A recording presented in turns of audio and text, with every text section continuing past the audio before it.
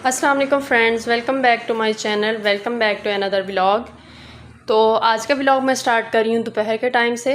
नाश्ता वगैरह हमने कर लिया था और बच्चे भी सो के उठ गए थे। बच्चे जो हैं वो थोड़ा लेट उठते हैं, ऑलमोस्ट 9 बजे 9:30 बजे, लेकिन छुट्टी वाले दिन बच्चे भी हैं वो थोड़ा जल्दी उठ जाते हैं। तो बच्चे भी उठ गए हैं, हम लोगों ने भी अपना नाश्ता वगैरह कर लिया है। अभी जो है दोपहर का टाइम और मैं बना रही हूँ फ्रेंच टोस्ट। फ्रेंच टोस्ट मैं बच्चों के लिए भी बना रही हूँ और अपने लिए भी बना रही हूँ।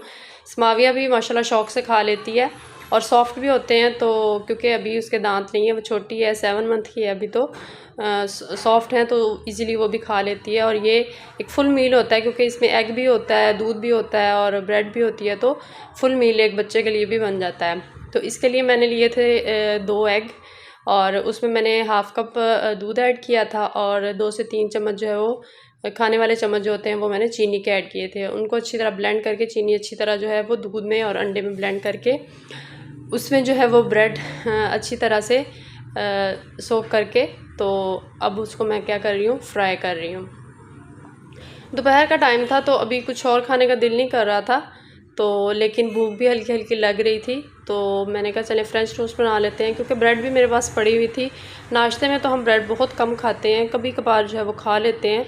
सिप्तान शौक़ से खा लेता है, तो वो भी वैसे ही खाई जा रहा था, तो मैंने कहा कि चले मैं आपको फ्रेंच टोस्ट बना देती हूँ, आप वो खा लो। वैसे तो वो मीठा शौक़ से इतना नहीं खाता है, लेकिन इस तरह टोस्ट बनाए हों तो वो खा लेता है। चीनी मैं थोड़ा कम ही रखती हूँ क्योंकि ज़्यादा हो जाए तो वो अच्छी नहीं लगती इतनी।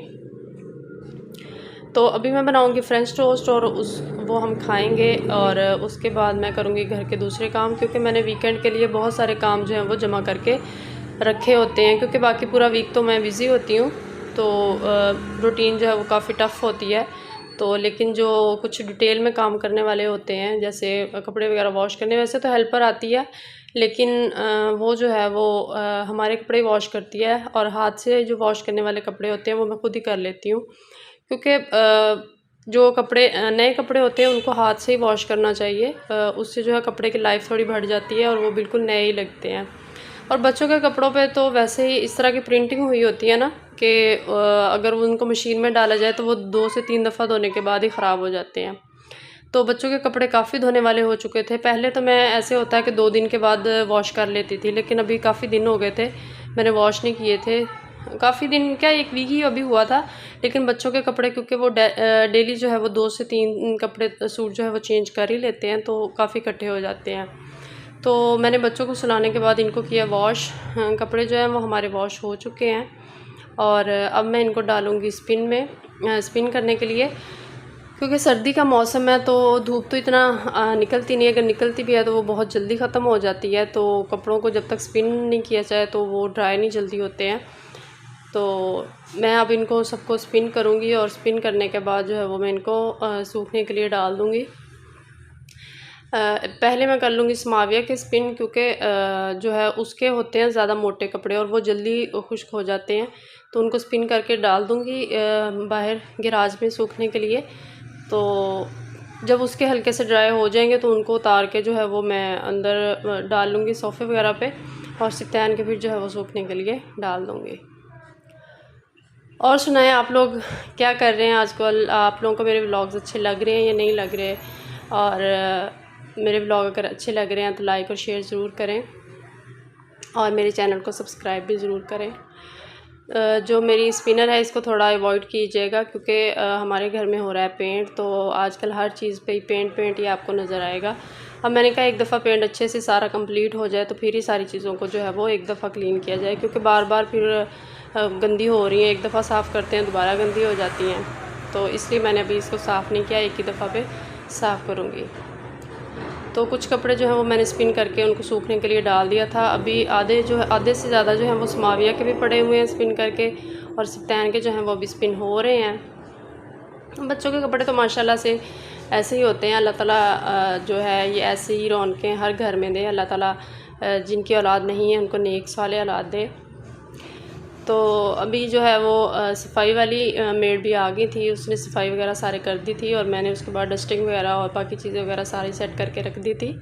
और जो हमारी टी ट्रॉली है वो आजकल सिप्तान की टॉयज़ वाली ट्रॉली बन चुकी है और सिप्तान का ये एरिया है और ये एरिया हर वक्त ऐसे मैसी हुआ रहता है, क्योंकि उसके खिलौने हम समेटते हैं, वो उसी वक्त दोबारा जो है उनको बिखेर देता है, क्योंकि बच्चों को बिखरी बिखरी चीज़ें ज़्यादा अच्छी लगती है और उनको हर वक्त खेलना ही होता है। और खाने में मैं आज बना रही हूँ कीमा और मटर।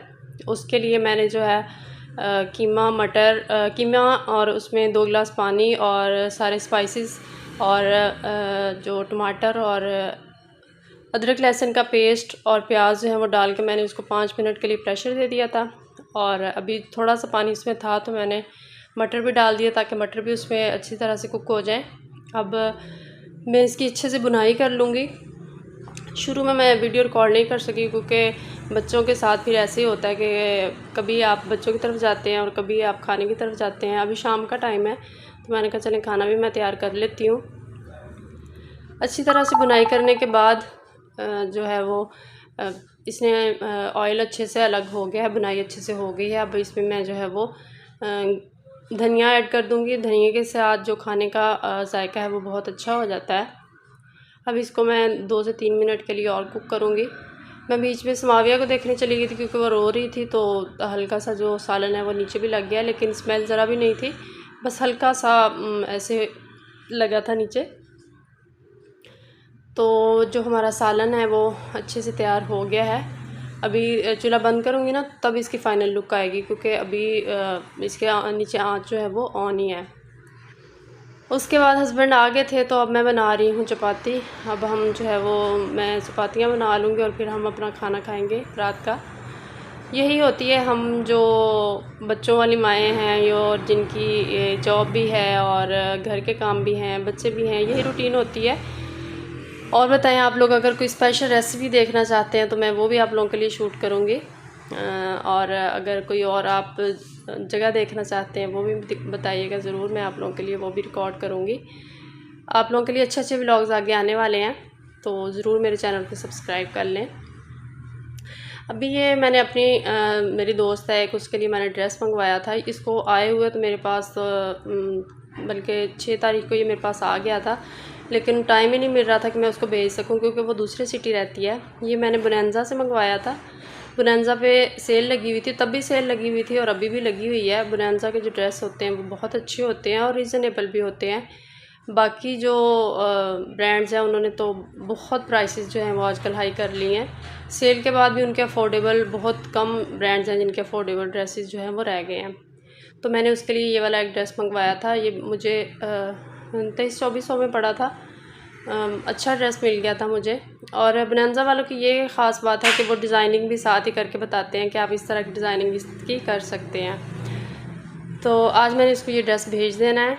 उम्मीद करती हूँ आपको मेरा व्लॉग अच्छा लगा होगा। अच्छा लगा है तो लाइक और शेयर ज़रूर कीजिएगा और सब्सक्राइब भी कीजिएगा मेरे चैनल को। अल्लाह हाफ़िज़।